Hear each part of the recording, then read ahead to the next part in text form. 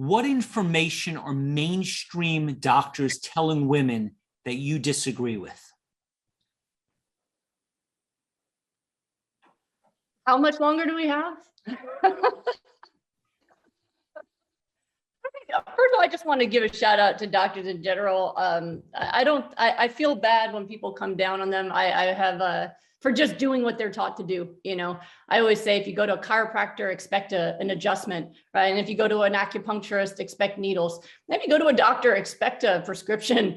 And I think people expect doctors to be able to do things that they weren't trained to do. I know for myself, I was not trained in nutrition. I was a genetic scientist before I became a doctor. And so my understanding of the cells and cellular nutrition helped me take what I was eating and turn it into a protocol, right? But we were not educated in these areas. We took the time to learn about it outside of it. And I didn't even plan to. It's just when my lupus went away, I felt a responsibility to understand why, because instead of being dead right now, I'm here feeling good. I was told I could never have children. I have 2 healthy boys. I saw one of you say you bought Salman's book. That's cool. But you know, that I'm able to be here because of what I learned. And so then I had to figure out why and what it was. And my husband always says you have to save your wife. And I always say you have to save your life, right? So we are very motivated to learn and understand these things. But doctors don't know what they don't know. And if I hadn't gone through what I'd gone through, I probably would be shrugging and thinking, you know, why are people asking me about kale? Just take your Plaquenil, right? Like so I just want to say that as out front, that I don't hold anything against docs who are just doing what they're trained to do. I am really grateful that times are changing. And I find the medical students now are pushing this. Like, I have been interviewed by podcasts from medical students in Australia who want to teach about plant-based nutrition and health. Wayne State University, the medical students developed their own plant-based club where they themselves made a chapter of research all showing the benefits of plant-based diet and health, brought it to the administration and asked for a class. The administration said no, because it's not on the boards, which how can it be on the boards if it's not taught, right? So they themselves started their own organization at the medical school, and they bring in speakers to teach them outside of what the school itself offers. And so I was able to go there and teach them. So it is changing. And I just want to say that for people who, I think oftentimes people will tell me, I hate doctors, no offense, I like you. And I say, listen, they're all trying their best with what they know. But there is the problem is that because doctors aren't trained in nutrition, and after goodness, you know, in order to become a physician, you need 4 years of college and be able to pass the MCAT and all your sciences, right? And then you need to have 4 years of medical school. Then your residency is a minimum of 3 years, but for most of us is 4 years or more, right? So they are so trained that I think that sometimes there's a belief that settles in that if it was important, you would have learned it. And so therefore, whatever. And then they also kind of will believe that they understand things without results. And that frustrates me a lot. So I think that the number one thing that frustrates me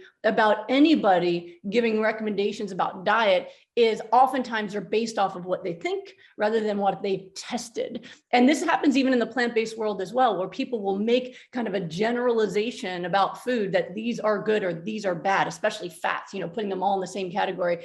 And it's based off of a belief system they've developed, but not necessarily something that they've tested specifically. And I only report on the results I have personally achieved. I never report on, this is what I think based on that. I just think that that is ethically a disservice to people.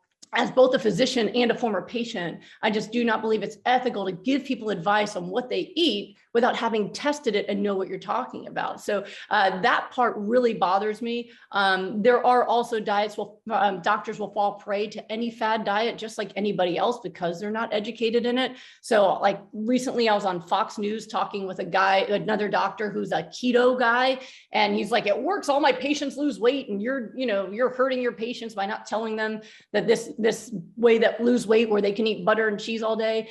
And, you know, he's a Harvard educated doctor, and it was making me sick to my stomach. And I said, there's lots of ways where someone can lose weight while increasing their risk of cancer and heart disease and autoimmune disease. I mean, you could just tell them to smoke cigarettes, they'll lose weight and they'll have more cancer and heart disease, right? That we have to really be wary about what we teach people and make sure we're speaking from our real experiences and not off of like an Instagram meme or something we read that we then developed a theory about. So I think that is definitely by far my number one issue, is that I find myself having to deal with questions from people where somebody else will say something contrary to what I'm teaching, but they don't have results to show that what they're saying is true. So I feel like as doctors, we really need to do that. We have to be okay saying, I don't know, right? Like if you ask a question about menopause, I'm not answering that question. You have a professional, brilliant doctor right here who knows that answer, because that's what she does all day, is help women with their, with their gynecological health. So she's the expert. I'm going to zip my lips and let her say, like she knows those things. I'm not going to make that up based only on my own experience with menstrual health, right? So I think that as long as we all speak from our experience, then we are always going to be giving people the best possible information. Yeah, I agree. I think that doctors and patients are both trained to think that the answer is either a pill or a surgical procedure. And that's our expectation. So I think we need to revisit the whole role of food. We need to see it. I think we all believe that eating well is good, but the idea that food can be healing is radical. And so that's the part that when people start to understand what they eat has a direct impact on their health, then we're headed in the right direction.